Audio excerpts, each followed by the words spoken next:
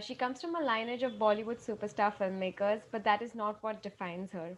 As a new age producer, she steered the success of many mainstream and alternative hits like Sarabjit, Jawan and Janiman, and recently released Coolie Number One. But that is not all. She has built an organic skincare brand from the ground up. She has been recognized as one of the most dynamic young achievers and has been awarded multiple times as a female icon. Most recently, she has been recognized as the Aspiring She Power Woman of the Year 2020. Give it up for our very charming and supremely talented Miss Dipshika Deshmukh. Gosh, Welcome, thank you ma'am. so much, guys, for this really overwhelming introduction. Thank you. You're most welcome. We'll begin with a few questions that we've prepared for you. Yeah, sure. Jayati, will you start, please? Yeah, I mean, you okay? I'll start.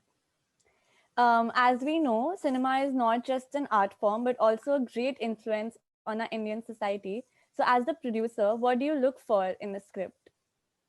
I think we look for originality because, over the decades, if you'll see the kind of stories that are being told, I mean, some character, some reference of a story will always be very similar to what you've heard. But I think what's different is in the way you treat that subject or the way you say it. So I think in the uniqueness that you say your story is something that every filmmaker looks for. Because decade after decade, if you have to come up with stories that your audience takes up to, originality is something that is what counts the most. So for me, I think it would be Definitely. originality in storytelling. That would be something that I particularly look at the first time I hear my scripts. Definitely. Yeah. So when you say originality, what are the key factors in identifying the right? Like, what is originality, or is it can it be far-fetched? So what are the pointers that you keep in mind? Originality does not just come from the fact of what kind of a subject it is, or if your story is completely different, but it also means in terms of treatment or how you sort of portray your character or the kind of visual effects you use to introduce them. So I think that's what we look for, because if you want like if you put your, like we always put ourselves in the place of the audience and see what is it that will pull us back to a cinema hall. What is it that I would look in a story that would pull me back into a theater? And I think for that, originality in script, in terms of it could be from your dialogue writing to the way you like the director's vision of how he sort of envisions the whole thing. So I mean, originality would fit in a lot of brackets, but for me it would be not just the concept, but how you sort of want to portray the film in like toto. Also, ma'am, your family has been in the Bollywood film industry and they have been a successful figure like throughout the years. So, how did they inspire or influence you in making a decision in taking a career in a creative field like filmmaking, film production, and cinema as a whole?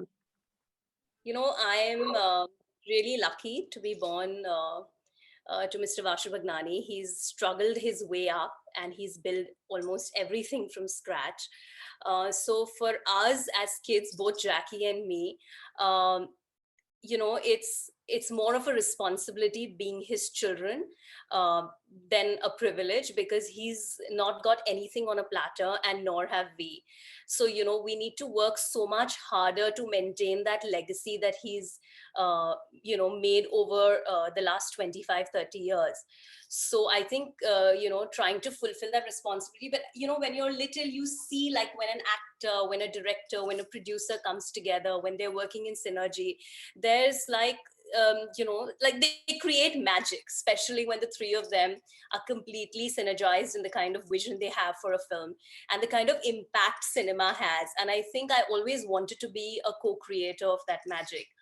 So I think that's what brought me here. It took me many years to decide what I wanted to do. I had my own furniture business. I also love have an organic skincare brand.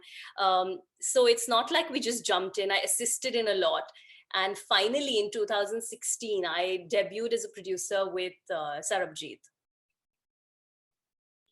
That's really admiring, ma'am. and it has been a journey. I, and Yeah, you've it quite has. So it took me 2 kids, a marriage, and many years later to realize that this is something that I can do because, like I said, it's a responsibility and it's a legacy you want to take forward, and you would only want to do it when you're completely prepared to take it up. Yes, definitely, and it's never too yes. late to do anything in life, I guess, and I we can always, see that. every woman who comes to me and said, "Ab shadi ho gayi, ab this," and I'm like, guys, it's never too late. Trust me, ask me. It's never too late to follow your dreams and follow your passion and see what gets your boat going. So, ma'am, next question. So, looking at the recent genre of the movies you've produced, and they seem to be very eccentric. So, to focus on the movies of pure entertainment, is there any particular vision behind it? So I think 50% of the janta is youth today, and you have to speak to your audience. You want to see what they give back, and I think um, I just feel like you want to do something that's today. You want to do something that's, working for today's generation. And I think it's not intentional, but that's how the scripts are made. That's how the backdrops are made. That's how characters are made, whether it's rural youth or urban youth. But you know that you're sort of, and I think everyone wants to see what's new and what's happening and what's current. So a lot of our cinema is focused towards that, and I think that's the reason. I'm not sure if it's entirely youth centric, but yeah, I think that's the whole intention. And I think there's something so beautiful in seeing like a modern young, the way they display their the way we have our young heroines being they're so like independent, and the way they show them, I think that's something fantastic. I believe in all women power, so this is something that really is amazing for me to see on screen. Not just me, but a lot of filmmakers are portraying them as very strong personalities.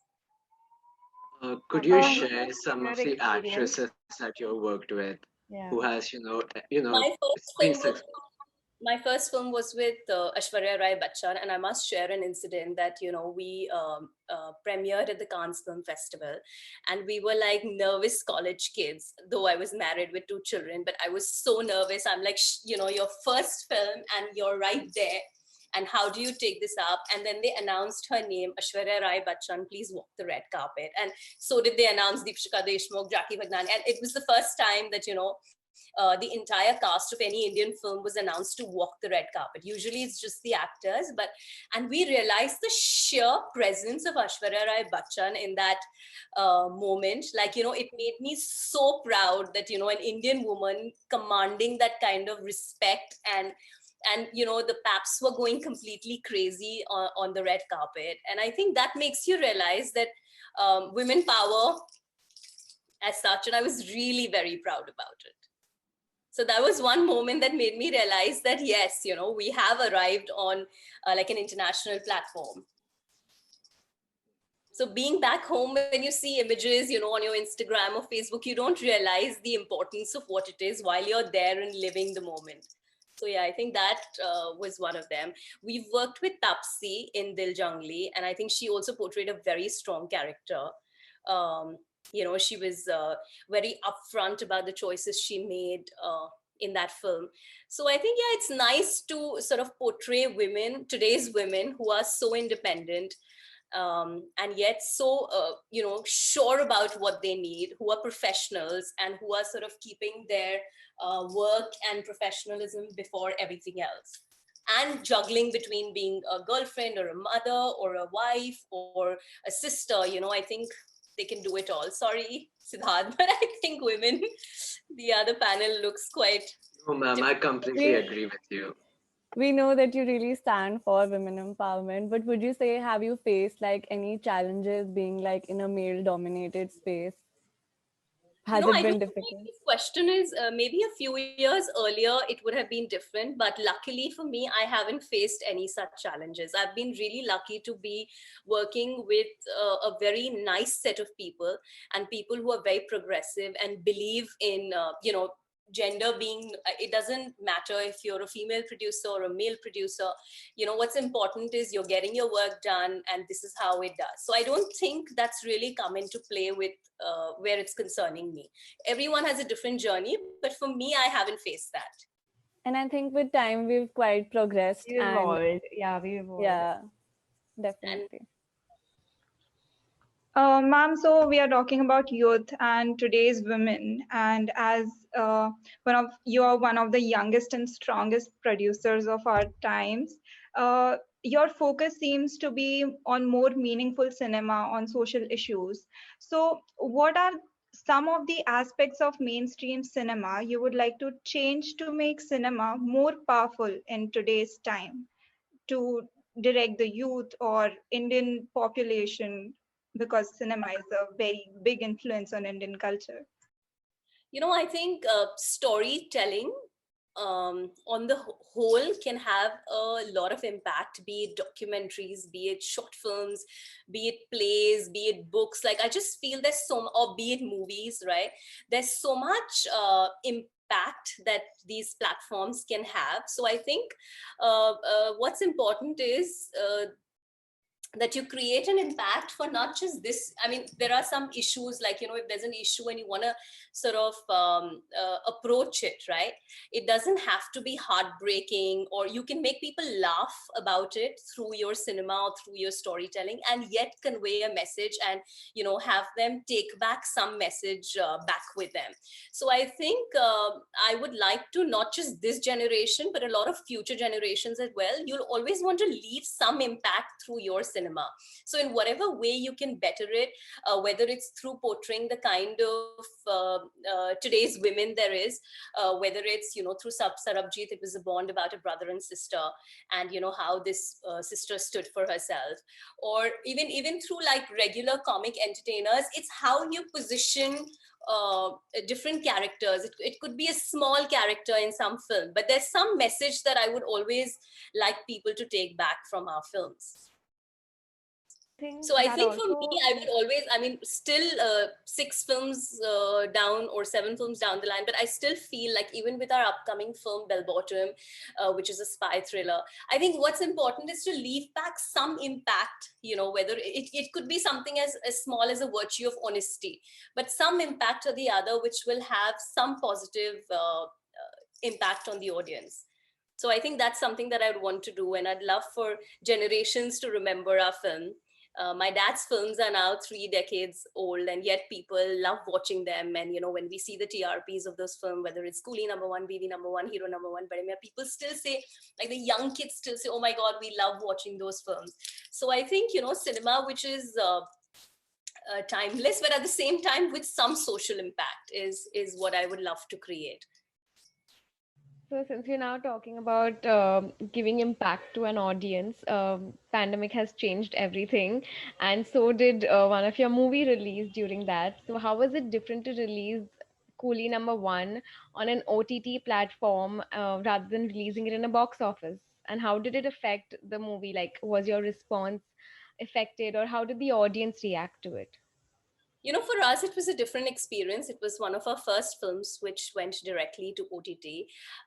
And since I look after the marketing and strategy aspect of filmmaking, I think for us, it was a complete different approach. How do you reach out to people who are homes? How do you, there aren't people, like we're so used to doing ground promotions. So that entire aspect was completely different about reaching out to the audience, mapping who's going to be watching what, 2-tier, 3-tier. So there are a lot of layers that go into marketing a film like that. So I think, that was a lovely experience and a very different one.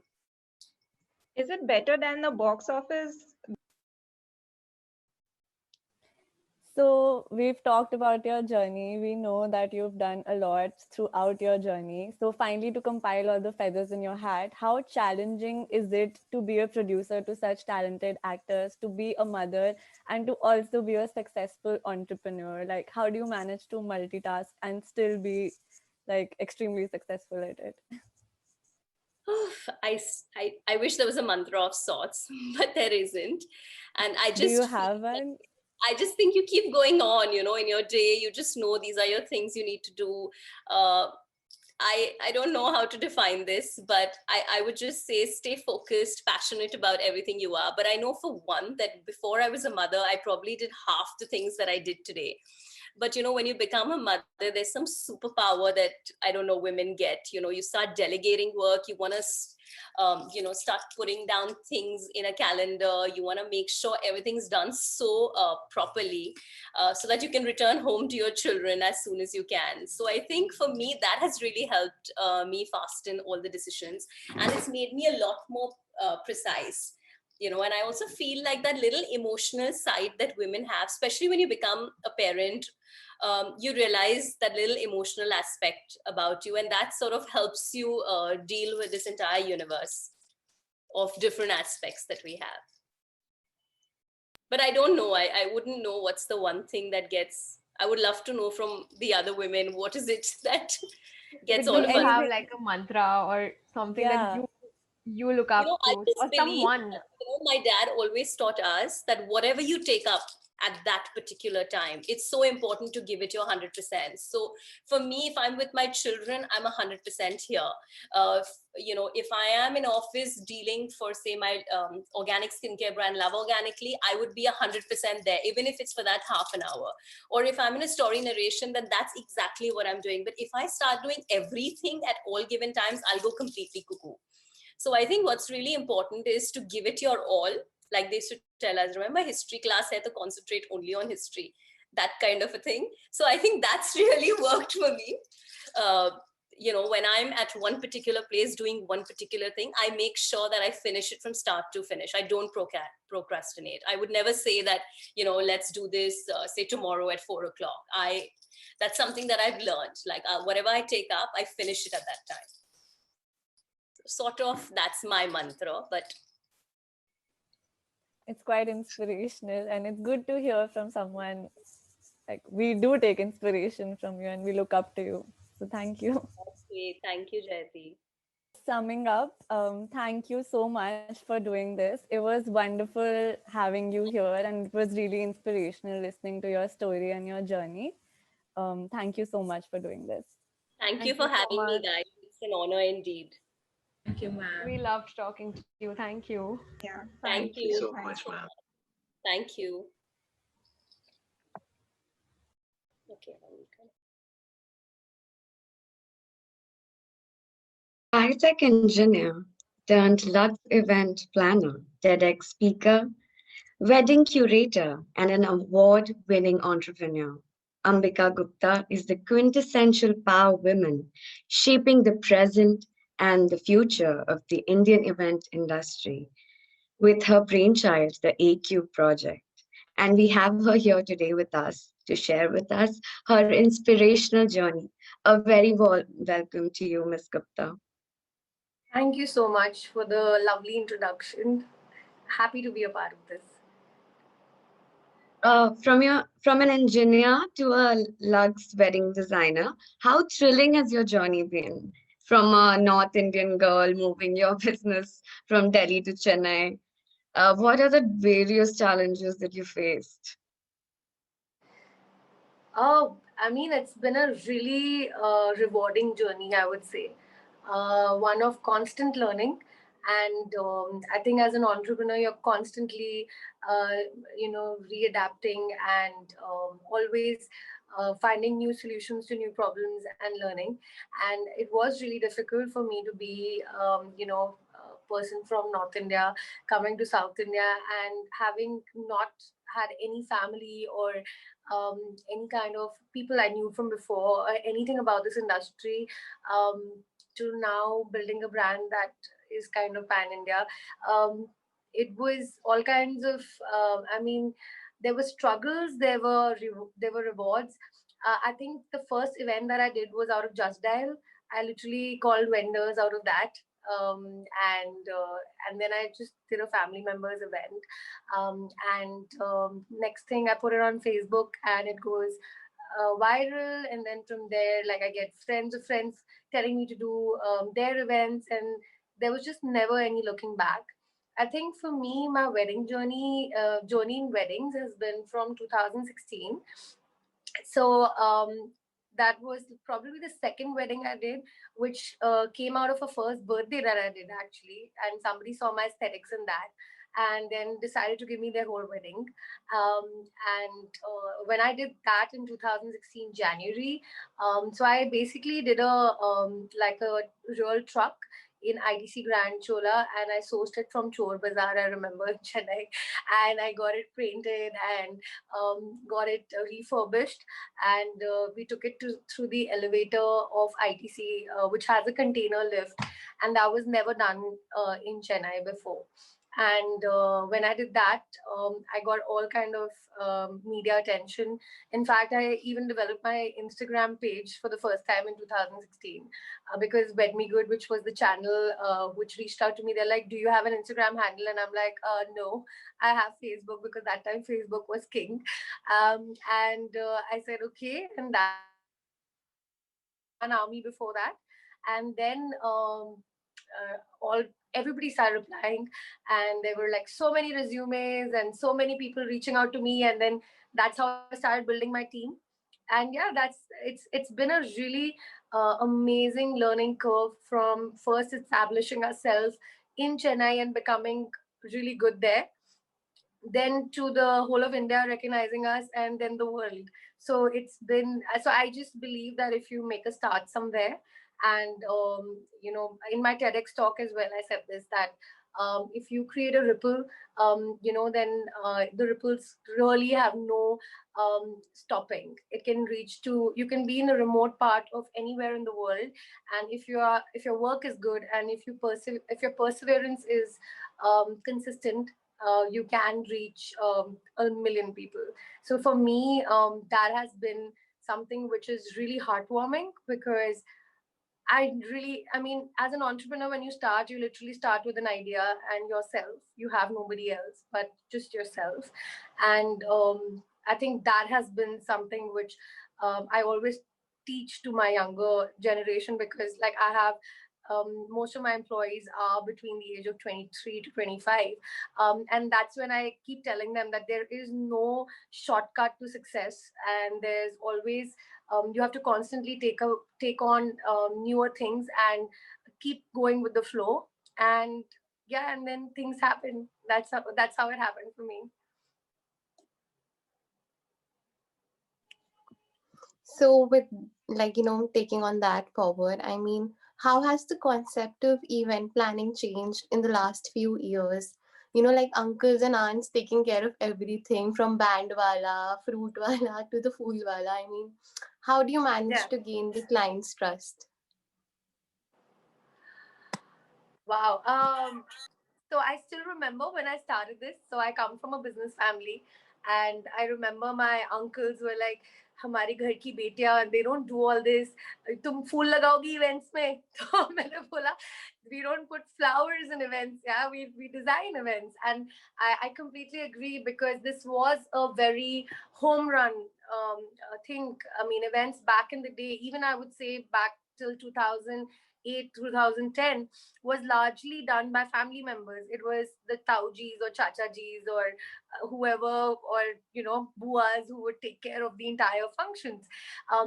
That has changed drastically. The event industry has become very, very organized. There are smaller divisions, there are lots of subdivisions, and now people are getting to know that there is a difference between a wedding designer, a wedding planner, and a production house or a florist. So I think people are becoming more aware. But back in the day when I started in 2012, that awareness was not there.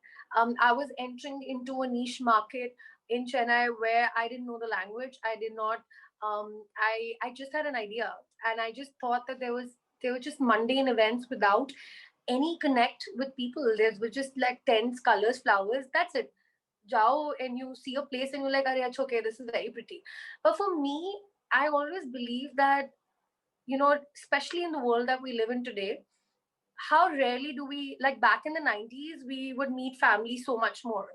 Today, we look forward for weddings, or we look forward for social occasions to meet the whole clan. right? That's when everybody makes that effort to fly down or to actually see each other. So then how do you make events memorable?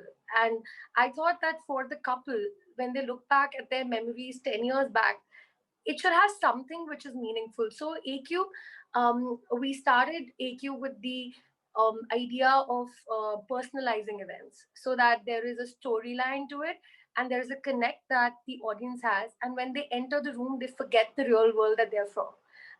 So it's a 360-degree thing that I always look at. It's not just a stage or an entrance. I always look at the way a place can play with your five senses, or even the sixth one. And I think that was something which was just not there when I entered. So I tapped at the right time, and then one thing led to another, and a lot of happy clients then recommended, and then it's a chain reaction. That's why I said it's a ripple. So you start one, then it flows, flows, flows, flows. And today the event industry is very, very structured. Those entering into the event industry or the wedding industry now have the opportunity to go into very specialized departments like production or floral styling or designing. And for example, there can be just designers who do not have a production house at all, but will kind of hire different production houses depending on the destination that they're choosing for the wedding, which cuts down their expenses, and hence the events become more organized and cheaper for the client as well. I also feel a lot of awareness has come, especially because of Corona, in the last year, where a lot of young couples I now feel are more aware of the environmental contribution that events can cause.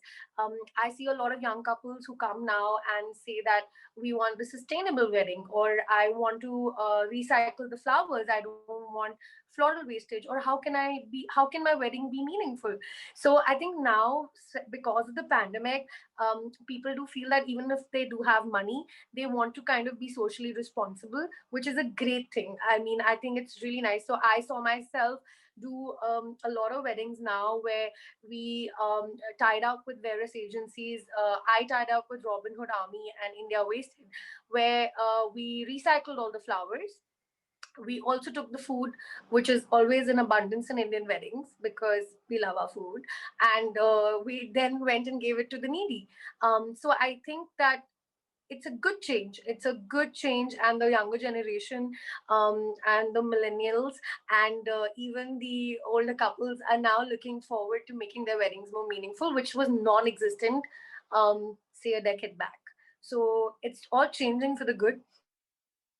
Time for people to enter into this industry, and there's so much growth and so much scope in it, and it's a fluid industry. So if you're good at one thing, you have the opportunity to then diversify into subdivisions of this industry. So for example, if you're good at event designing, you can also open a floral shop, and you can also open a rental shop. So there the way the industry now works is a really it's a pleasure to be a part of this industry. So I mean, that's how it's changed over the last 10 years.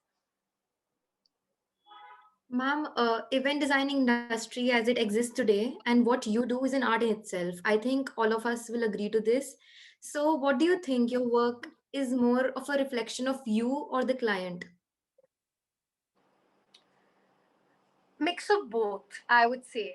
An event is successful when it is first the client who is your priority, and then of course you bring your aesthetics to the table. They're coming to you because they want your aesthetics.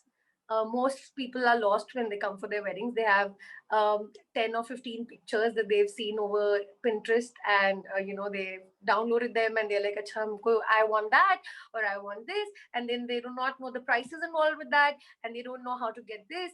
So what though Pinterest is great, because when I do receive those 10 pictures, I understand that okay, this is what their aesthetic is.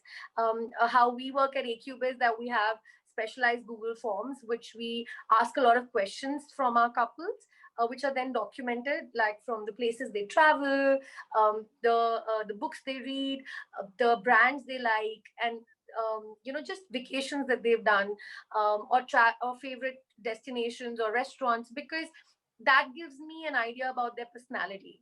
And that helps me in understanding their family. And the more time you spend with them, um, the more you understand that everybody's aesthetic is completely different. Like even the 4 or 5 people who are on this call will have completely different aesthetics from each other because they've been raised differently, they've had a different exposure completely, and their partners would have had completely different exposures. So I think it's very important to understand that. And then, because of my travels or the way I see things or the way I read art, I would combine that to make a beautiful amalgamation and then deliver a successful event. So that's what we do. So, for example, I would say um, I had a bride recently in November whose name was Preeti. They're both doctors and they met a year back. And she is a huge fan of Impressionist artists like Van Gogh and Monet. And she came up with this bizarre thing that, Amika, I want my event to reflect Monet and Van Gogh. Van Gogh. And I was like, okay, there is absolutely zero inspiration about that on Pinterest except for his pictures and paintings and his art. And there's nothing that I can really go back to and say, okay, this is what I want to make the mood board like. So what do you do then? How do you make it and turn it into a wedding? So what we did is we took the swirls out of Van Gogh's paintings, and then we converted that into a welcome lunch by making it like, if you end up entering into Van Gogh's home today, how would that be? So that came from my travel in Mexico when I went to Frida Kahlo's museum back in Mexico City. And when I entered her home, I saw the way it was done. So now that's exactly what I did. I took my client's vision. Because of my travel, I knew how to treat an artist's home, combined both of that, and then made a stunning event. And when you upload it, that then becomes their Pinterest board for other people to copy. So that's what we do. And somehow we've mastered the art of doing it over the years. So now if you tell me in my sleep also, Acha, okay, how do you make this event or what you're doing, I can actually tell you that without thinking too much. So I think uh, I think art has no limit, and only when you start really being sensitive towards artists, towards your clients, towards meeting people in general, are you able to really culminate all of it and then make it an art. So I think that's the beauty of design, and that's why I say we are a hardcore design house, because we love design. That's what we do. Ma'am, you have had a beautiful journey, like everything you're telling us about curating events and the weddings. But like as a consequence of a pandemic, everything is moving to digital. Like things we have not even imagined are moving to digital. What do you think is in store for the event designing industry? See, how can weddings turn digital? It's not possible. It's a human emotion. It's once in a lifetime milestone memory. Even when this was happening and there was a lot of talk about it, and oh my god, weddings are going to become virtual and ab to aisi hogi shadiyan, and I'm like, it's not possible. It's a very short-lived trend which is going to come falling flat on its face. Because how can you, like, people look forward, like in India especially, I think even in cultures like Italian cultures, or even in UAE, where families mean a lot, the family cultures are strong.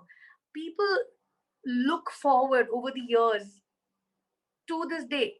That's the time when you actually come, and even when you dance to the dhol, or when you're meeting your family, or you're meeting your cousins, or you're meeting everybody, that emotion can never be done on a virtual thing. So I don't think that's there. And I think luckily, due to the markets opening now, the wedding industry is back in action. We're doing back to back events. In fact, we're doing more destination weddings now because people are fed up of being at their home. So they're now looking forward to get out and actually experience these things. And I do think, however, that due to the pandemic, what happened beautifully is that because the numbers have now become limited, weddings are more meaningful. Because otherwise, I always say that if you've not been in touch with people for more than 2 years, don't call them for your wedding. So I think that's happened now that people have started calling only quality people. And secondly, because of the Zoom phenomena, or the virtual streaming, now that has become an addition to weddings. So all photographers and videographers have now started doing live streaming. So that is a benefit of the pandemic, which was not as relevant before. So because you're calling limited people, you are adding the digital, the phenomena which happened during the pandemic as a part of the actual wedding. So that's the way forward in terms of digitalization of weddings, but it can never be replaced. I mean, it just cannot be. Weddings cannot be replaced. Corporates, yes, because you can definitely do a corporate show, when you're doing it through Zoom or through any virtual reality, but not, I don't think weddings can. Weddings can only have this as an, just as an add on service. So, like you just mentioned about the pandemic taking a toll on the big fat Indian wedding that we all are Yeah, aware of. yeah, You were recently in news for organizing the theme of Kashmir to Kanyakumari for Kajal yes, Agarwal's big day that we all yeah, saw. And how yeah. difficult was it for you to, create an intimate wedding experience with such a creative theme like this one and, give your client the same experience of the big fat wedding?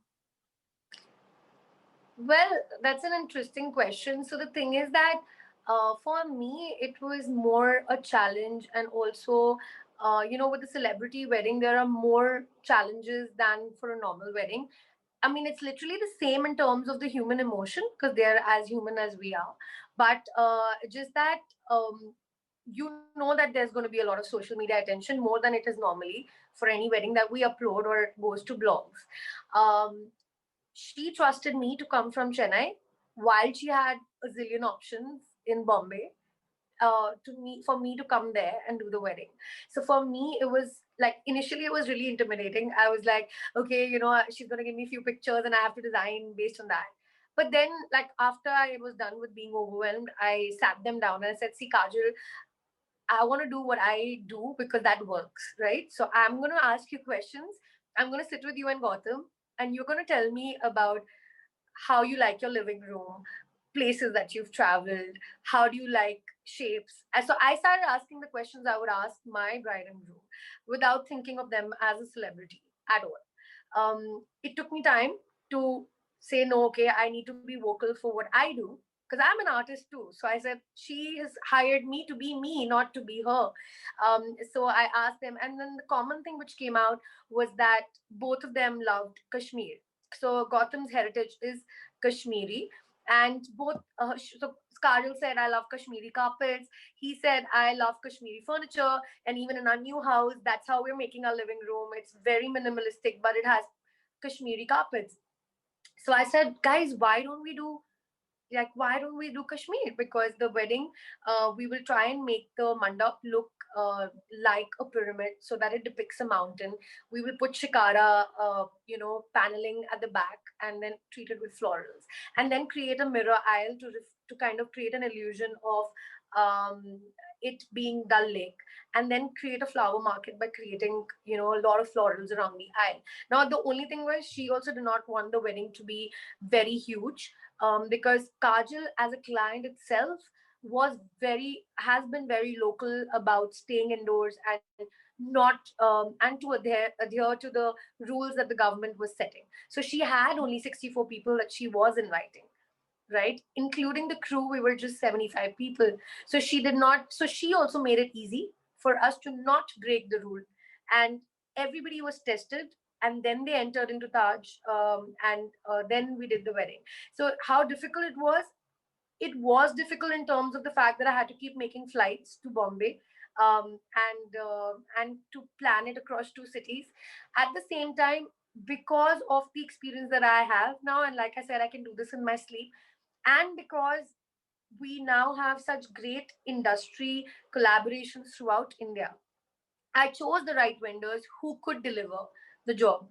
So once we did set the themes, from Kanyakumari to Kashmir, her mehndi was called Kish Mandi, which was basically taking all the inspiration from South India to kind of showcase where her career has bloomed, which is in Hyderabad and Chennai, and then treating the wedding to be more of something which Gautam and she could share because she's going to his home. So it was like a voyage of love to Kashmir. That's how we treated that.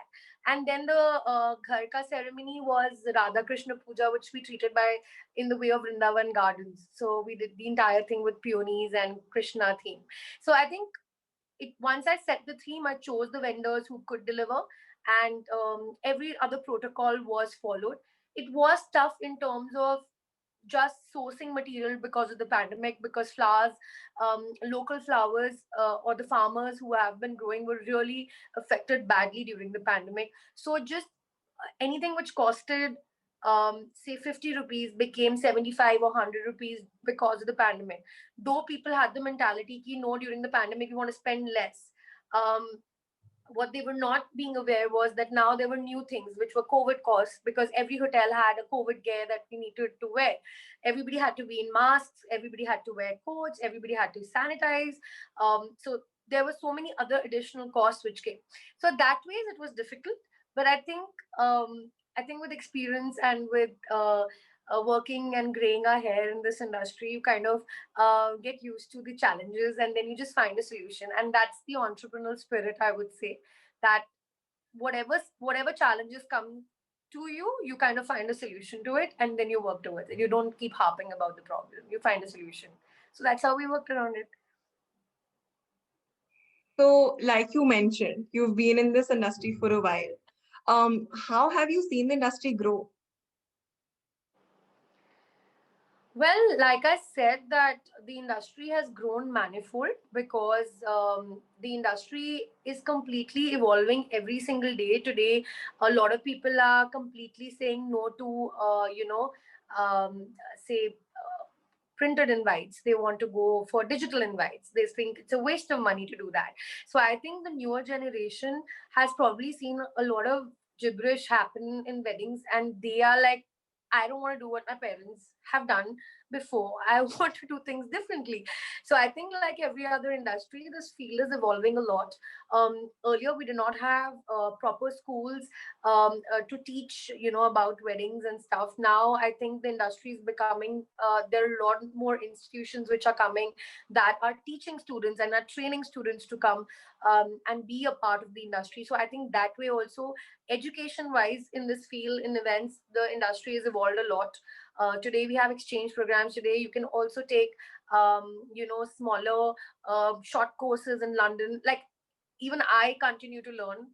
I don't ever stop. So even in 2019, before the pandemic, I'd gone to London and I took a short course in flowers from London Flower School. Then I went to Berlin Flower School, and I did that. So I think earlier these opportunities were not there. So in terms of your question, I would say the industry has evolved a lot in structure, in education, and in delivery. So I think that way the industry is completely changed and is forever evolving. Another newer thing that has happened is the introduction of good furniture. I think India lacked that a lot. Today, like, people understand the importance of a good chair or a good sofa and how it can add to how a wedding looks. Things like smell, which were ignorant earlier. Um, there are companies who now specialize on how a venue would smell. Like, think about it, who even thought that? So today the world is changing, and it's more about creating experiences rather than just creating sets which don't mean anything. So I think that way the industry's changed a lot. So you've also been in the news a lot of times. All of us know about your work, and I'm sure a lot of people admire you and follow your work. So if you were to give young people, young creative minds, any advice, what would it be? Don't have the sense of entitlement. That is number one, which I see in this newer generation. Ki we have to get the highest salaries. We have to. We deserve to do this. We deserve to travel the world. We deserve. No, you do not. You do not. You, yes, you deserve to, but you need to work your ass off for it. You also need to completely keep growing, and your seniors have done that, and that's why they're there, because we didn't have those opportunities. We created these opportunities for ourselves. You're living in a world where you have more opportunities than those who are in their 30s now. So utilize those, become powerhouses on your own with your knowledge, because nobody can ever take that away from you ever in your life. And that's the only thing that you can do. create opportunities, learn from people who are senior to you, and do not think that just because you work for 1 year or 2 years with a company or in anything, that you're supposed to see the benefits or the or good things come to you instantly. There is this world of instant generation does not work when it comes to careers. It just does not. I see a lot of people hop from jobs to increase their salaries, which is a completely dumb move according to me, because I feel if you want to learn, you only learn after you've spent 2 or 3 years with one firm. Because when you're jumping, you're just jumping. You're jumping without an aim, and you just want a bank balance. Though I agree, money is important, but my advice would be that when you are talented and when you're really good, money will come to you. There is no way it's not coming to you. So just given those years, your 20s are for you to learn, explore, and really evolve into understanding first who you are and where you are good at, and then let success come to you. So don't go the other way and fight the and think. I think the sense of entitlement needs to go, and if you do that and you really become powerhouses on your own, and the thirst and the thirst for knowledge is really alive and kicking in you, there is nothing that can stop you. So that's my advice. Be sponges which can absorb everything from people around you, from successful people, from talks, from TED talks, to whatever that you're seeing. Absorb the information and try and attract as much as you can to yourself, and then yeah, then things will flow. That's my advice. Thank you so much, ma'am. It was a pleasure listening to you and all your Thank you stories so and much. thoughts. And we'll definitely keep in mind to be like a sponge and absorb everything around us.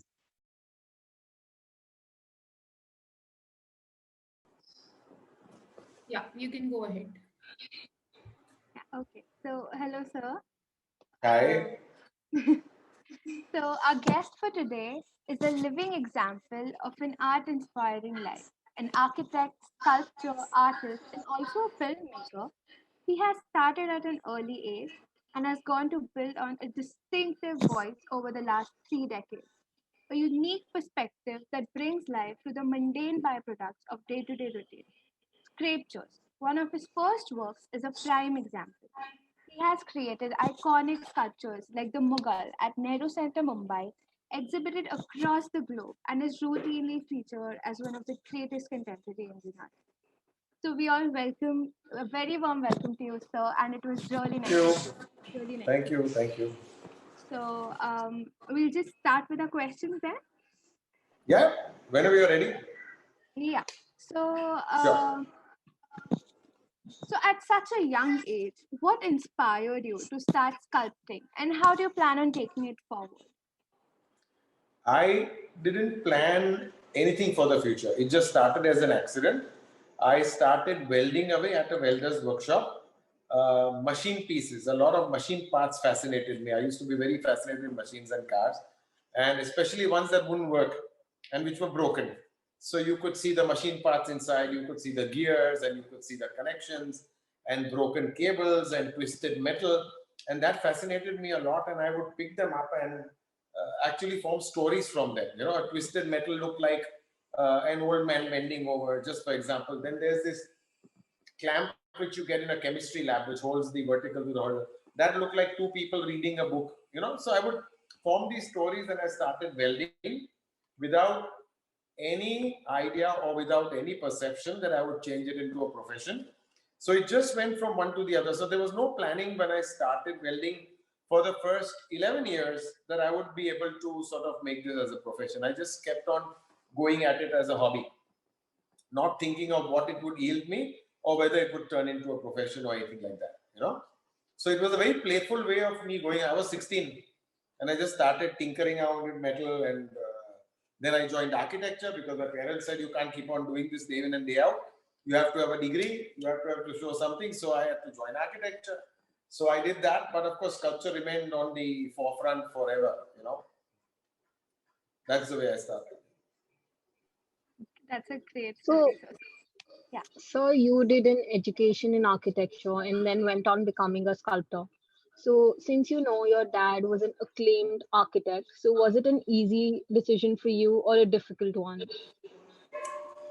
No, at that time, remember one thing, at that time we didn't have too many choices. I mean, it's like you must have heard. I mean, the kind of jobs that have opened right now there are people called influencers who only do stuff on Instagram and all that. It was unheard of in those days. Maybe the internet wasn't there in those days. Yeah, I mean, I'm sounding as if I come from the Stone Ages, but it was literally like that. And so, sculpture and architecture both are 3D arts. If you see it that way, both are three-dimensional arts where you play with forms and you play with materials, etc. You're seeing how things react to sun and light and all that. And so architecture seemed to be the most easy thing to go in for at that time. Not graphic design, not fine arts. I don't even know why I thought of it. Dad said architecture, everyone said architecture would be good. I said, okay, chalo. So we joined architecture. We wouldn't argue too much with our parents in those days. So we just went in for it. So the fact that they were like your parents were architects, that was a big criteria for you to join architecture. Yeah, it was. Yes, it was. And of course, like I said, it seemed the most feasible thing to do at that time. Like 5 years architecture. Okay, chalo. Let's see what happens. We literally jumped into it without much thought.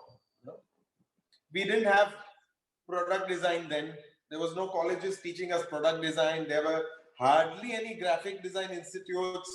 Fashion designing was out. I was not interested in that. So there were very few choices for me actually as such, and anything to do with commerce was out of the, not even in picture.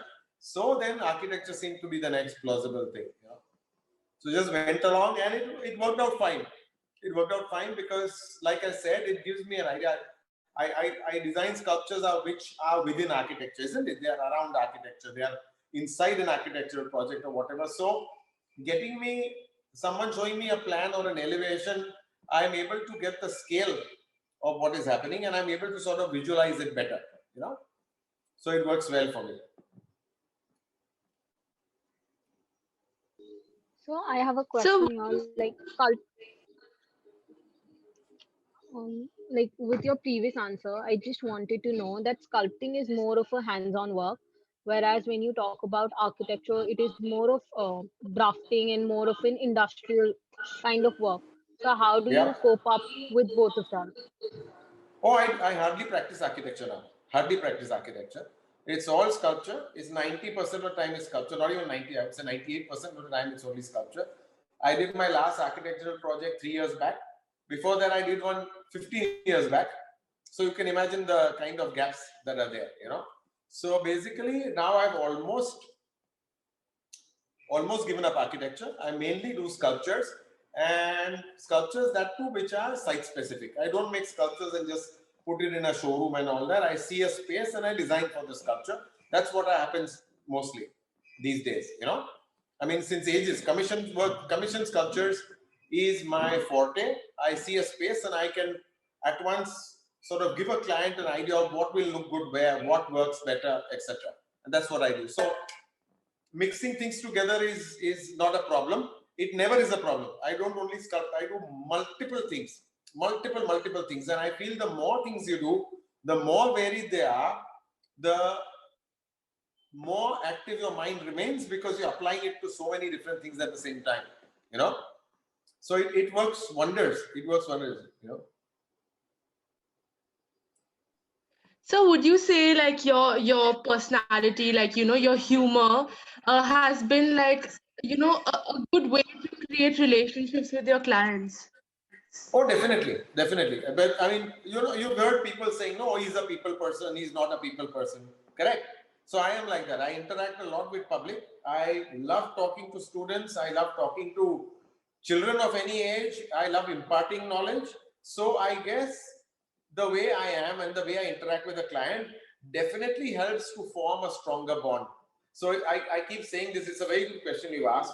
Any client of mine, mostly 99.9% clients of mine, by the time their work gets done, they become my friends. It's like that because you get to know them. If they want a sculpture for their house, they're talking to me. I'm meeting them, etc., etc. Over one meeting, they come to the studio, they spend some time here, and so they actually become friends more than clients, and they continue to be that way even after the job is over, which is a wonderful thing in my work. And that only happens because the person who's at the helm has to be open to that. It's not only a business thing that, okay, fine, your work is done now, out you go, So that helps a lot. Yes, it does help. And that helps in anything. You being friendly, you being open to talking to people will help you in any line. I mean, however brilliant a person is, if he cannot interact or communicate with people, it's not going to help. And in today's day and age, especially when people are getting so distant, I think something which forms a bond will definitely help take the relationship further. So, sir, you talk to so many people and you meet so many new people, like your clients, people who you're maybe working for, doing a project. I mean, because, of course, they're talking to you and you're creating a bond with them. Does it help, you ideate their work better because you're, emotionally connected Of course. with them? Yes. I know more about them. I will get to know what their likes are. Understand? I mean, besides them telling me something, the way they talk to me, if I visit them in the house, what all things they have in the house, what their philosophies are, what etc. You almost get a vivid picture of what will work for them. You understand? Yes, definitely getting to know the client better helps you design better, 100%. Especially if you're an architect more than a sculptor, because then in architecture there are so many details which you need to know about the client as to what his day is like, what his work is, to be able to be able to design the spaces, isn't it? Very, very important, extremely important. So the more you get to know the client, 100% better it is going to help you, definitely.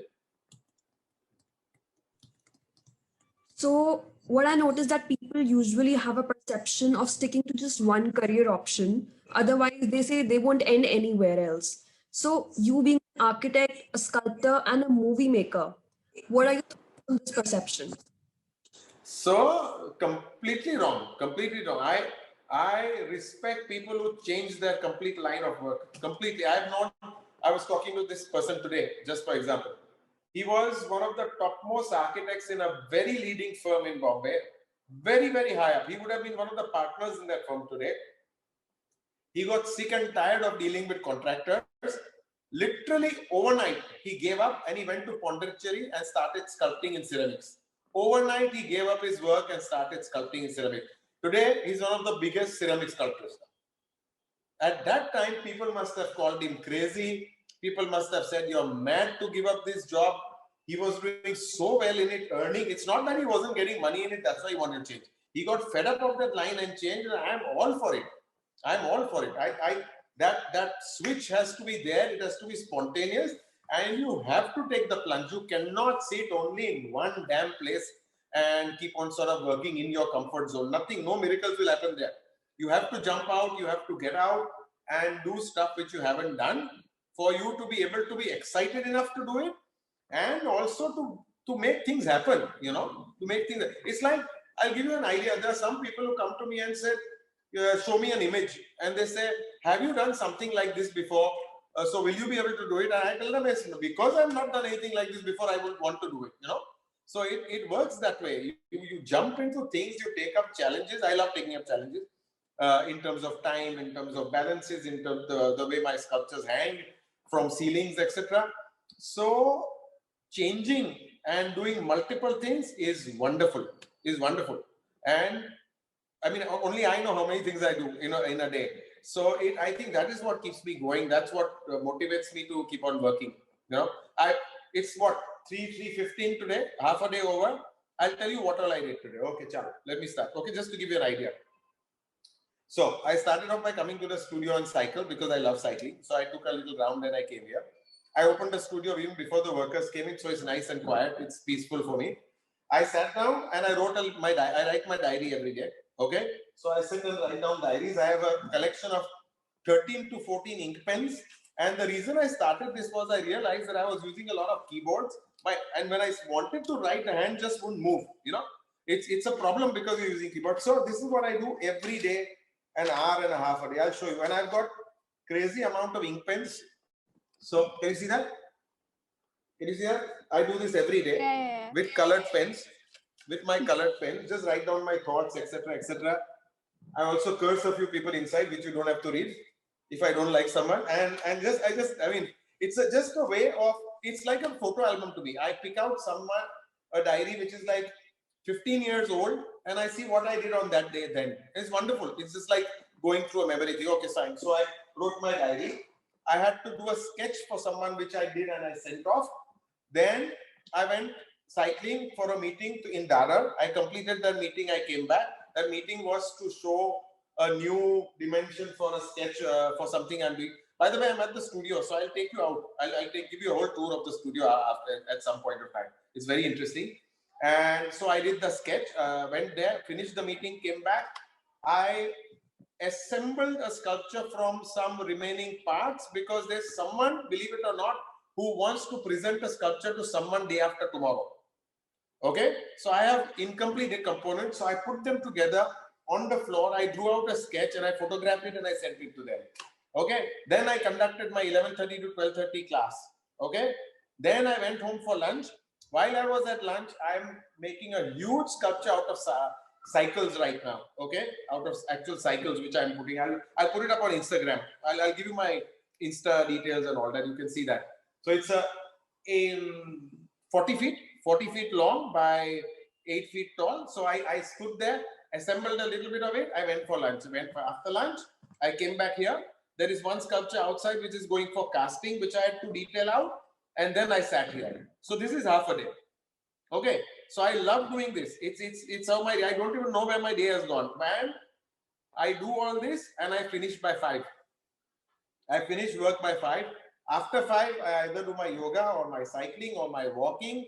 I put my these headphones on and I'm in another world. That's when I'm most relaxed, when I'm walking or doing something or the other. So that's it. I end work at 5 as a complete discipline right from the beginning. I do not want to hear people who say, oh, I work so much. I work till 11:30 in the night. Rubbish, nonsense. You have your own time. By this time it's evening. You need your own time. Of course, when you're working for someone and things extend, it's okay. I also have exceptions, but as a rule, 5 o'clock I shut off, you know. So the amount of things that you do is, I would say the more things you do, the more you get confused, the more you fit into your lifestyle, the better it is. Okay. The amount of things I've done in the lockdown, I would never do in my normal life also. I've done that many things in the lockdown, including learning to unicycle. So I learned the 1 week cycle. I do that now also. So I mean, I love doing all that, you know. So I just set up goals and I do that. So I unicycle. Yeah. So that's what. So, sir, as you mentioned, you do so many things. So, like hobbies aside, but like professional things, when you do so many things together, how do you make sure that you're not compromising on any of the elements? Because but that is correct. But that is a very solid discipline that you need to have within you. Just because you're doing so many things, nothing can be mediocre. Nothing can be mediocre. Nothing can be short of you giving it your stamp of approval. And if your standards are very high and you approve it, then you know then there's nothing wrong with it. You know what I'm saying? If you let go, I'll tell you this. It's such a wonderful thing. This architect professor of mine in college had said that, you know, when you do something and you're in doubt and you ask yourself, ye chalega kya? You know, so many times you ask, you know, ye chalega kya? The moment you ask ye chalega kya means there's something missing in it and you're not convinced. You understand? So everything has to be of that level. Otherwise, you don't do it. Otherwise, you don't do it, you know. So I'll just show you. I did this with my students today. I call it scribbling. See that? I call it fast scribbling. So I was doing this. See that? It's doing 3D drawings by fast scribbling. I've done about hundreds of these. I've done. Like I'll take you out on a round. I'll show you what all I do. I'll take you out on a round. In fact, I've shifted into my cabin, which I got done just in this lockdown, because there was not much to do. So I completely broke it down and did it again. So, you know, so behind me, if you see, these are all my drawings, which are still going on. I'll show you. I'll give you a detailed tour after your questions are over. Okay. Yes. Go ahead. So with the new normal right now and with new technologies coming in, And with things being digital, how can one learn sculpting in that way? Or what is the future of sculpting digitally? I don't think it's affected much. I'm back to my normal routine. I'm back to my normal routine. I'm back to the studio. Of course, when the absolute lockdown was there, I was not even stepping in over here at the studio. And at that time, that is when I started my pen and ink sketches, my pen and ink curriculums, which I do. And I've had, you won't believe it, I've had about 350 students till now. In this time, I've done so many curriculums. I have a class every day right now, 2 hour a day, sometimes 2 hours a day. And I've been doing, yeah, I've got lists and lists of curriculums and students who I've done. So this is my 6th time I'm running the curriculum. See my calendar here. This is all my class schedule. See that? So I've been doing that, and I have done over Zoom. I have done a 3D workshop as well. You know, I've done a 3D workshop as well. In fact, there's one on the 6th, which is the Kalagura Association workshop. Unfortunately, that's only for children, but I mean, you can do it. And I don't think things are going to remain like this for too long. I don't think they possibly can. When it happened, I was very happy. I was at home. I was delighted to be away. And that compulsive break that everyone got, I was very happy with it. I did 10 other things during that time, which I never would do it during a work time. And so things have not changed. No, there is no new normal. Everything's come back to the old normal. The new normal was a phase which happened, and I think just people have forgotten about it. You look at the traffic outside, you'll know there's no new normal. It's back to the old normal now, you know. So everything's come back to what it was. So, but like you're talking about the lockdown and this pandemic and everything, and how you've been able to do so much during this time.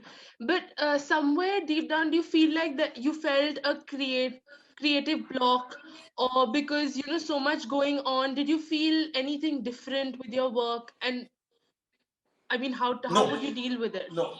In fact, so besides the studio work, what I do here in terms of sculpture, I do my pen and inks. My black and white pen and inks, which I've been doing. I've not shown them. That's why I'm not known for them. I've never had a show. But I've been experimenting with it since the past 5-6 years. Like I said, if I'm not convinced with it, I will not show it in an exhibition. So I went completely out on that. And I did so many of them. And I enjoyed myself thoroughly. You know, I would just do continuously. It takes me ages to do one. It takes about 10-12 days to do one. But then I start multiple of them together, you know. So that was amazing, and I started sorting my photographs. I do a lot of photography, so I started sorting them out. With the kind of time I had, I could label each photograph. I could just go through my albums, sort them out in terms of the places visited, in terms of the categories, etc. Then I started writing my anecdotes. I have a lot of anecdotes, I did a couple of stand-ups in the Kalagura festival also. Reciting my anecdotes. I said, chalo, this is a damn good time to start writing them down. So I started putting them down. I had a typewriter at home, believe me, a normal typewriter, not a keyboard type. So I started doing that. So many things. So I guess if you're creative enough, one thing you would not like to do is let your time go waste and just keep on whiling away.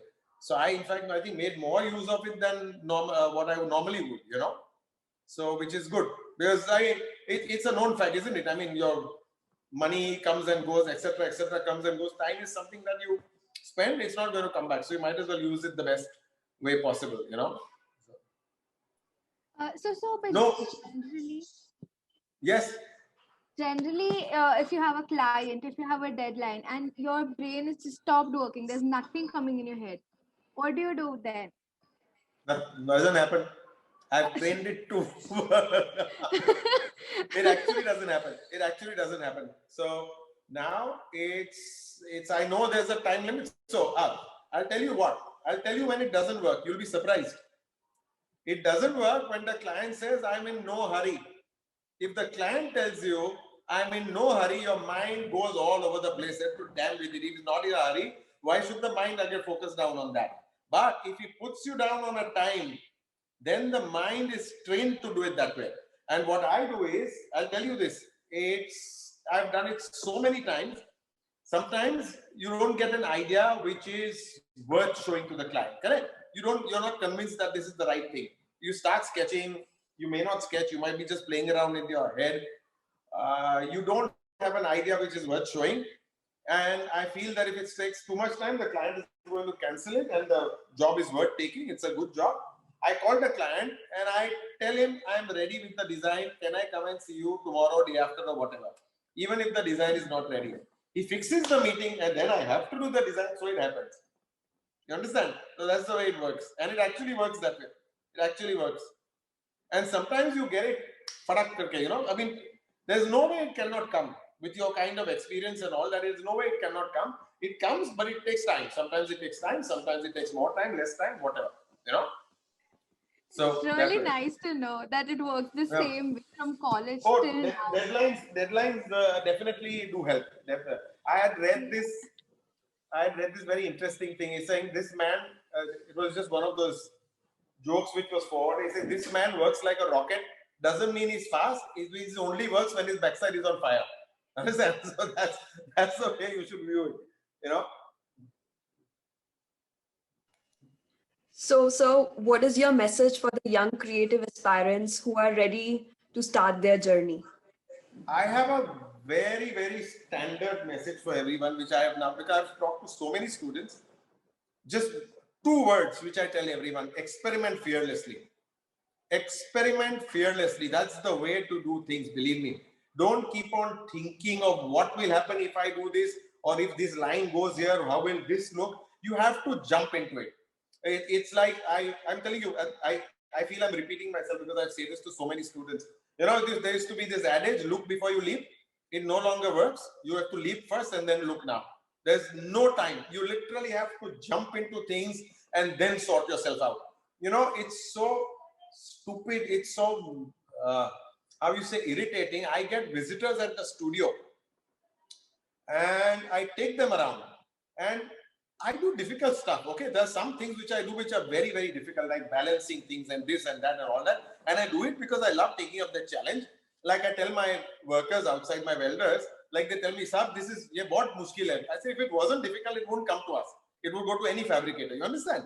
So it's like that. So you will be surprised. There's one question which I get from people who visit the studio, and it irritates the hell out of me. Now I actually shout back at them literally sometimes. They see my works, and they're large works. Some of them are large, correct? And the question they ask me is, how will you transport this? How will this reach the site? And I ask them, is that your bloody botheration? You know, you're not looking into how I've made it and what I've done and what is lying here, and you're bothered out how I'm going to transport it. I mean, that is the kind of limitation that you have. You're finding the transporting part difficult. And I get so irritated. I say, least of my problems. You know, if I start a piece and I think, oh my God, how am I going to transport it? So I'm not going to make it big. I'm going to make it small. It's finished. You know, that's it. So I find so many people on the grounds of being practical mess up their creativity. Do not be practical at first. Do not be. Go all out. Think the craziest of things that you want. That's the way you get things done, you know. So I think that way, you know. And it's so 2 words: experiment fearlessly. Literally, I experiment today also. I mean, I've not learned everything there is to metal. There are so many things which are not done and all that, but you keep going, no, from one to the other. And when things get okay, you all can visit the studio as a group, not a problem. Okay, you all can come over. Yes, sir, definitely. Thank you so much for that. Do you want to take a walk through the studio? Do you all want Yes, to see the sir, studio? please. Yes, yes. Chalo. Yes. Give me a. This is inside the cabin, so this is the door I've done in steel. You see that? It's hammered steel, and there are a lot of people who I just showing someone today. There are a lot of people who gift me. So this is my table. Or these are my pen and inks, if you see that. Yeah. See, multiple of them I've started. See that? So the kind of detailing that is there in each one. Got it? So this is what I was also teaching today. Something like this. Okay. So these are a couple of my. Okay, this is from all my shows. Not all my shows. Some of the shows. So it's photographs and stuff I've done before. This is my first show, 1993. That's me. Okay. I was 16 then, 15 or 16. And of course, this is a signed photograph from Mr. Bachchan. I had a sculpture of him. And he photographed it himself and he sent this to me with his signature. And I'll show you some stuff. So out here, so I hide it away because I'm a little apprehensive of everyone seeing it. But up here, these are self-portraits done by other artists of me, and they've been presented to me. So I just kept them all up here. See that? So this is where I sit when I'm doing the non-noisy, dusty stuff, and I'll take you outside. So this is the main studio. This is the entrance, of course. And if you see the stuff hanging everywhere, you see that? There's this fellow with the umbrella who's standing on another shoulder. There's this piece which is going to Bangalore. It's a huge 12-foot head. Can you make out? It's a profile of a head. Yes, yes. There's a Christ here which I made in 1983. It's a head of Christ. And if you come here, this is the entire expanse of my studio. It's all stuff which is waiting to be sorted. This is my tool cabinet. This is a model of a sculpture which is 25 feet diameter. It is 3.5 tons and it is hanging in a building in Pune. Okay, so this is the way it is. But it's actually 25 feet diameter. This one is just 2 feet. I'll show you some stuff. So right now, basically, this is all the work that's going on currently. So I have all this here. See that? This is all the work that's going on currently. These are the sketches which have been approved by the clients. And this is the work that's going on. Okay. So there's this Buddha here, the birds. These are all installed. But I'll just give you an idea if you see this sketch. Sorry, 1 second. Hold on a bit. Yes. If you see this one, this sketch. You see this one here? Okay, I'll show you one of the figures that's happening with that. So this is the figure that's going on. See that? Now you see it? There's one half figure here. So all the figures are getting formed here. If you see this one, these are all part of that same. And this one is a part or a leaf of a tree that I'm doing. It's going to be in copper. See that? It's laser cut. Yeah. This way. And there's a large horse head here with the hair, which is done from figures like this. Okay. This fellow was just sent to me by someone. He doesn't do anything over here.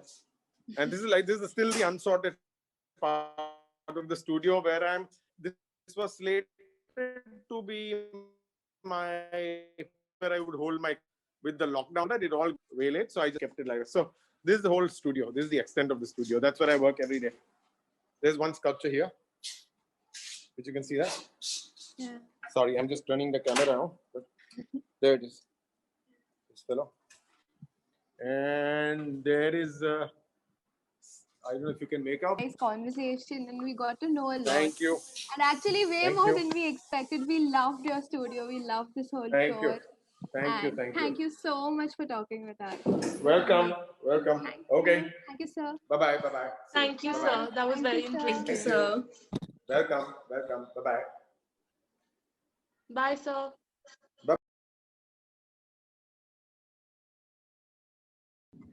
Hello, sir. So today we have with us a media powerhouse, national award-winning filmmaker, renowned author, and a self-made entrepreneur, the one and only Mr. Shailendra Singh, with over 72 big-ticket films, including Makli, Fir Milenge, Page 3, and Dhol. And the credit of steering Percept Group, leading media and entertainment company, to its current stature. Mr. Singh is a true media veteran and an expert to overshadow all experts. We welcome you, sir, and you are the mastermind behind countless startups. All are diverse: cinema, talent management, sports marketing, and much more. So, what do you have to say that, how did you decide to dabble in all these different entrepreneurships? I just was so happy to be alive that every opportunity that came by my way, I just converted it into a business. And I was fortunate that I got lucky that, everything that I put my heart onto was able to turn into a financially viable business and led to the employment of lots of interesting professionals who today currently are sort of ruling the industry in the media, communication, and entertainment sector. Well, so that's very nice to hear about it. And also, since we have a lot of questions for you, in mind. And so the next question, I think Muskan, would you like to share your question? Yeah, sure. So, sir, my question is that how did the idea emerge of, creating a bridge between Indian music and Western music through Sunburn Festival, which went on to become a brand in its own? Yeah. At that time in 2007, I mean, we were already in activation and we had done a lot of large events across the country in sort of, football, cricket, and whatnot, in fashion. At that time, I don't know, we were in a discussion, and obviously always research and data does help in the analysis of the potential of an idea which can be made into a business. And the discussion was that at that time too, India had the youngest youth population on the planet. And I felt that that was an asset to our country, but more so, it led into an opportunity because I think youth has one thing common, which is energy. And India is a very complex country. I call it the United States of India, 1 hour flight, different food, different culture, different religion, etc. So Sunburn came into being because Sunburn's genre, which is electronic dance music, does not have lyrics, but it has something which is common to all the youth of India, and which is energy, pure energy. And that's how that particular festival in 2007, which started right from where I'm standing right now, that's the beach I'm on currently. And it just grew into a massive sort of brand and business. And we are now the 3rd largest festival in the entire world. But in the journey of doing it, you have to be not just chasing commerce, because I feel that music and Sunburn has the power to make a social difference. Because when you get along in sunshine, even strangers become friends through music. And that was the ultimate purpose. But going forward, after it became successful in a couple of years, I had a philosophy of top down and bottom up. And that's why I created 4 brands in Sunburn. At the top was the Sunburn Festival. In the middle, it was Sunburn Arena. And at the midpoint was Sunburn Campus, and then Sunburn Club. The bottom is the club because music and music lovers originate from clubs. The club culture grows the music scene. So clubs and campuses, because you got to catch them young, watch them grow, and we give them a great experience of Sunburn when they were 15 and 17, no alcohol, just pure entertainment and music, and made them ambitious that when they grow up and make money, they can come to the commercial festivals. And Arena was about artists. It permitted us to bring different artists from different parts of the world. So we did multiple arenas in different cities, and of course festivals, then originally capital being in Goa, and then went to Delhi, Bombay, Bangalore, Hyderabad, and whatnot. So this is how the brand became what it is. It is not just like, hey, let's just, get a DJ, book a DJ, and create a festival. Also, 50% of the festival space always was left for lifestyle activities, whether it was a flea market, whether it's a cinema theater, yoga center, rock climbing, volleyball, whatnot. Because it's not about, when you come to a festival, it's not just about banging your head onto the music, but also making social friends and also having a physical life so that you can spend 10 hours in a festival. Well, that's great. So, Meher, would you like to go ahead? Sure. Thank you, Muskan. Hello, sir. Hope everything's well with you. Fantastic. Awesome. I would like to know, what is it that you do to sort of like make sure there's a balance between creative and commercial cinema? It would actually be great if you could give me a few personal examples. Yeah. For me, my journey right from the beginning to now has rested on 3 pillars, which is creativity, commerce, and cause. And I feel the combination of 3 not only allows me to do, extraordinary work, but also permits me to be creatively excited constantly. And also, while I'm commercially making money and being creatively excited, I also make a social difference to society, which I've done right from the beginning of 1984. I mean, we've done close to 3,000 social events. The last one being the Guest List for Good, where we educated close to 125,000 people by inviting Hardwell, Garrick, Sadnan Sami, Nuclear, Shan to perform for us. So it's a constant journey of 3 pillars: commerce, creativity, and cause. If you combine the 3 of them, I feel you'll have a very fulfilling journey of making money, getting glory, and making a difference. Thank you so much, sir. That was lovely to know from you. Muskan? Okay, so sorry, I'm going to be asking the next question. So, Are your decisions measured or intuitive, perceptive or planned, or is it just a combination of all of these? Well, I'm sadly all the intelligent, over-educated people.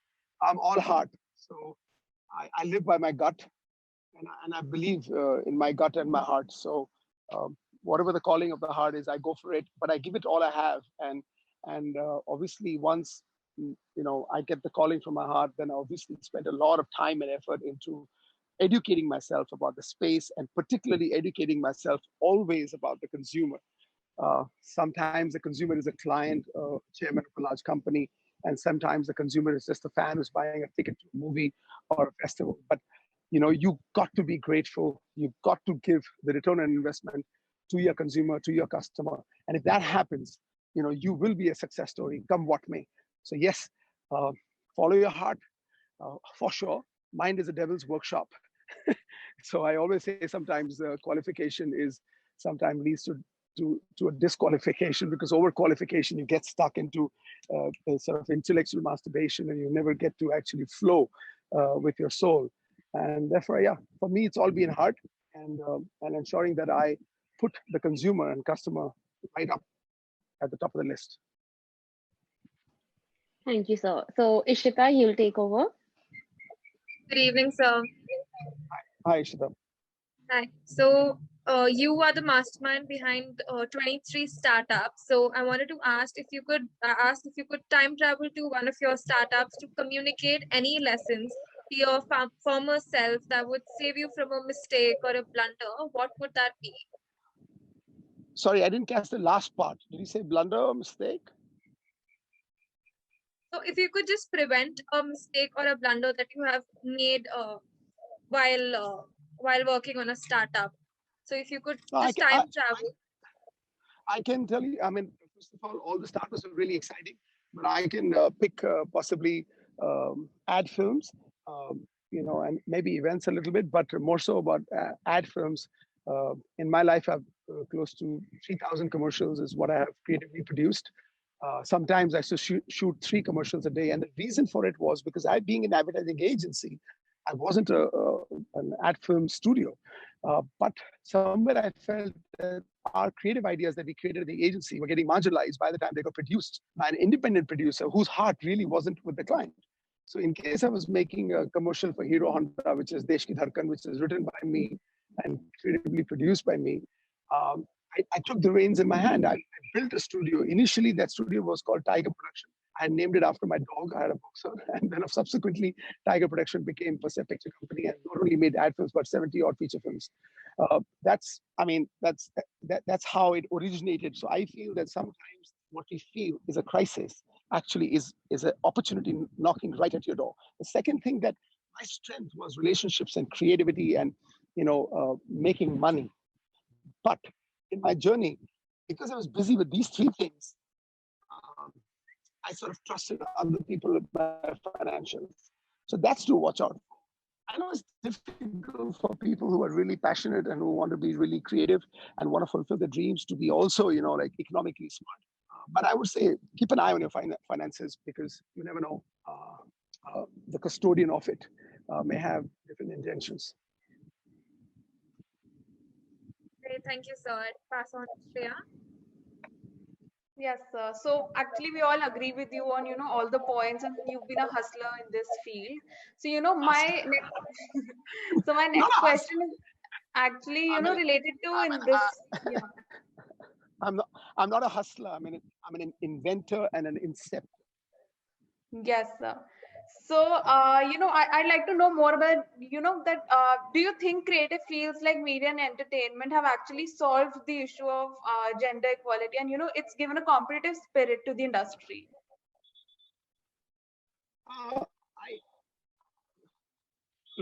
I don't think I'm an authority to speak on it, but I certainly believe that many more opportunities were created, for sure, by the space of media, communication, and entertainment. And I felt, for me, it was, I had just atrocious amount of women in my group, and for some strange reason, I have to say this, that I found the women working with me in my team, whether it was talent management, sports marketing, motion pictures, were far more committed, far more honest, and also far more creative.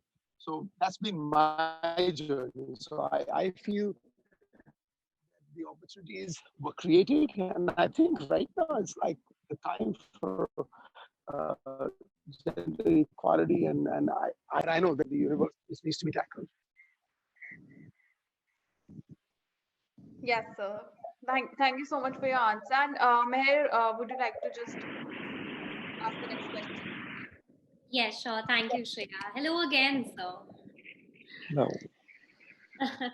So, as we all know, you are now revolutionizing the engagement between celebrities and stars. Do you see a change in the way stars are being perceived and the star culture?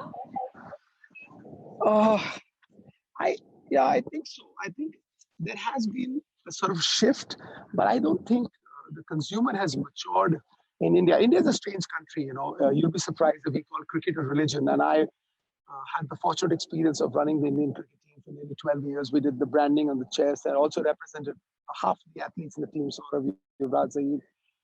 But you'll be shocked to know that India buys more T-shirts of Chelsea and Manchester United and these clubs than the Indian T-shirt. The Nike contract actually ran in losses because no Indian ever bought the Indian cricket team T-shirt, while we call it religion.